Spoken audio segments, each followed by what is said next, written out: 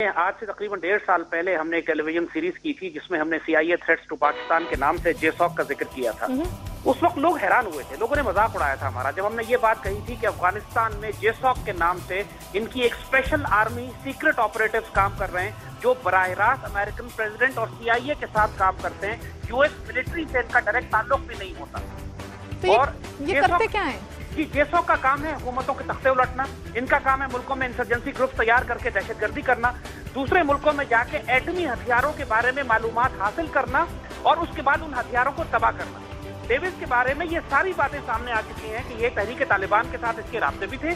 یہ پاکستان میں سڑک پہ پاکستانیوں کو قتل کرتے ہوئے پکڑا گیا.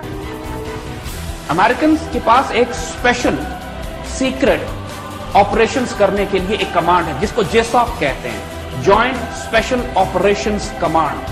یہ پوری دنیا میں JSOC کا کام یہ ہے کہ پوری دنیا میں یہ دہشت گردی کرتی ہے, حکومتوں کے تختے الٹتے ہیں, دوسرے ملکوں میں داخل ہوتے ہیں, وہاں weapons of mass destruction nuclear weapons کو تلاش کر کے تباہ کرتے ہیں, اسیسینیشنز کرتے ہیں, دہشت گرد گروپ تیار کرتے ہیں, دہشت گرد گروپوں کو سپورٹ کرتے ہیں, فنڈ کرتے ہیں, حکومت جیسے ہم نے کہا حکومتوں کے تختے الٹتے ہیں. وہ تمام کام کہ جو ہولبروک ڈاکٹرن کے تحت انہوں نے پاکستان کے خلاف کرنے تھے. ہولبروک ڈاکٹرن ہم پہلے ڈسکس کر چکے ہیں کہ جس یوگوسلاویا میں جو ڈاکٹرن انہوں نے استعمال کی تھی وہ ڈاکٹرن ہولبروک لے کر پاکستان آیا تھا, جس کے تحت پاکستان میں صوبائیت کا فروغ دینا تاکہ صوبے آپس میں بکھرے, فساد برپا ہو, دہشت گرد گروہوں کو سپورٹ کرنا تاکہ وہ دہشت گرد گروہ جو ہیں پاکستان کی فیڈرل آرمی سے مرکز سے لڑیں, اور اس کے ساتھ ساتھ پاکستان میں اکنامک کولیپس کو برپا کرنا. یہ برپا کرنا کہ فائنینشیل پالیسیز کی وجہ سے جو بالکل IMF کی پالیسیز اس وقت امپلیمنٹ کی جا رہی ہیں یہ اسی ہولبروک ڈاکٹرن کا ایک حصہ ہے. JSOC اس وقت افغانستان کے صوبہ ہلمند میں ڈپلوائے کی گئی ہے.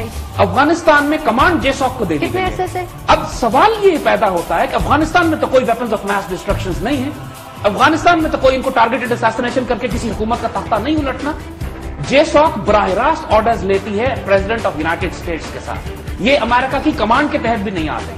ان کے آرڈرز اتنے سیکرٹ ہوتے ہیں, ان کا تمام کام سیکرٹ آپریشنز ہیں, کہیں ان کی ڈاکومنٹیشن نہیں ہوتی, کہیں ریکارڈ نہیں ہوتا. ایک امریکن جرنلسٹ نے پچھلے دنوں ایک رپورٹ اس پہ شائع کی تھی کہ کئی سالوں سے پوری دنیا میں JSOC کے ڈیتھ اسکواڈز کام کر رہے ہیں جو ملکوں میں داخل ہوتے ہیں, تو اس ملک میں امریکن سفیر کو بھی نہیں پتا ہوتا کہ JSOC کی ٹیمز اندر داخل ہو گئی. اتنا سیکریٹو ہے, نہ ایمبیسی کو بھی نہیں پتا ہوتا. یہ جاتے ہیں, آپریشنز کرتے ہیں اور نکل جاتے ہیں. اب اگر ہلمند میں انہوں نے اپنا بیس بنایا ہے تو ہلمند کے پاس تو صرف ایران اور پاکستان. JSOC وہاں کیا کر رہا ہے یہ بات بالکل کنفرمڈ ہے, آن ریکارڈ ہے. یہ بات تو گوگل پہ بھی مل جاتی ہے کہ عراق کے ویپنز آف میس ڈسٹرکشنز کے نام پہ JSOC ٹیم عراق پر حملہ کرنے سے پہلے پورے عراق میں گھوم کے دہشت گردی, تصادم, کیوس, انارکی, ڈیمولیشن, ایکسپلوسیو, سیبوٹاج اور قتل غارت کی موومنٹس بلڈ کر چکی ہیں. پھر عراق کو بنیاد بنا کر جب انہوں نے قبضہ کر لیا تو یہ ایران نے اپنے اسپیشل فورسز JSOC پہ بھیجتے رہے کہ جو اندر جا کے ان کے کمانڈوز جا کے ایران کے اندر بغاوت اور دہشت گردی برپا کر رہے ہیں. اور اب انہوں نے شفٹ کر جن کو, اور یہ ساتھ ساتھ یہ پاکستان میں کر رہے ہیں. یہ عراق سے بھی ایران میں جا رہے ہیں, افغانستان سے بھی جا رہے ہیں, اور افغانستان سے یہ پاکستان میں بھی آ رہے ہیں. یہ ٹپیکل JSOC آپریشنز ہیں کہ جو بلوچستان لبریشن آرمی کو جو سپورٹ کیا جا رہا ہے, جو تحریک طالبان کو سپورٹ کیا جا رہا ہے. جھوٹ کیوں بول رہے ہیں یہ؟ آپ کے انٹیریئر منسٹر کہتے ہیں کہ اگر بلیک واٹر پاکستان میں پائی گئی تو میں استعفیٰ دے دوں گا, اور 1000 نام سے, کبھی ایکسی کے نام سے, کبھی بلیک واٹر کے نام سے, اور یہ JSOC کے نام سے یہ آپریٹ کر رہے ہیں.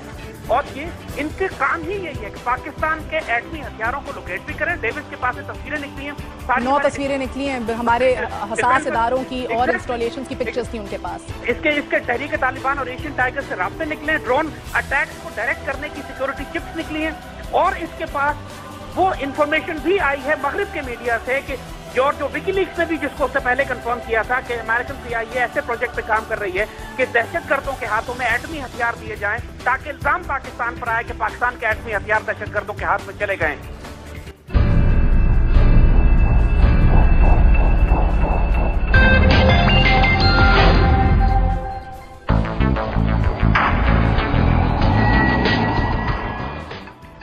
You see, the fact is that the Pakistani security establishment is now suspecting very strongly that Davis is the head of a much larger snake.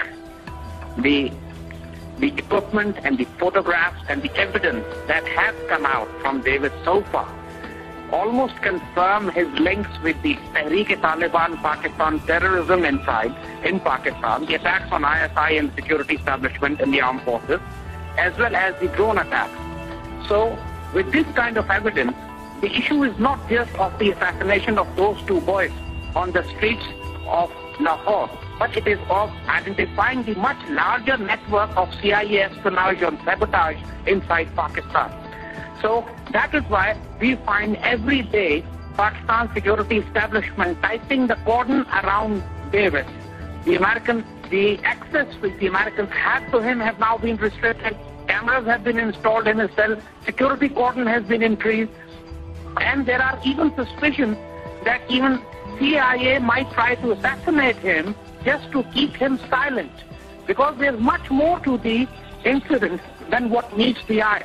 You see, the backup vehicle which had come to rescue Davis had not come to rescue Davis, it had come to rescue a much larger target sitting in the vehicle next to him.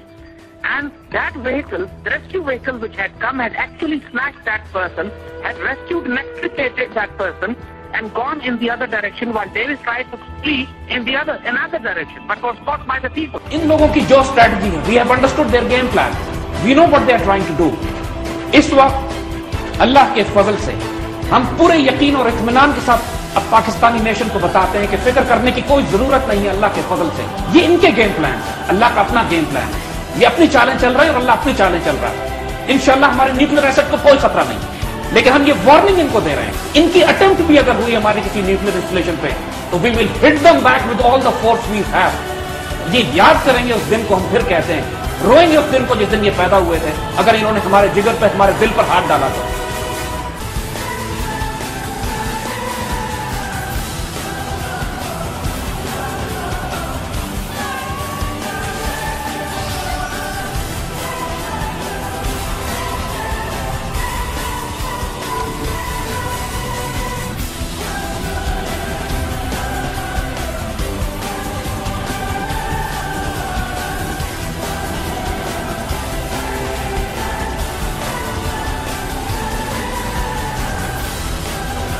We are a Muslim nation, nuclear powered, 170 million.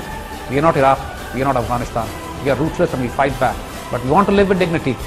But when the time comes, we'll die with honor. That Americans should understand.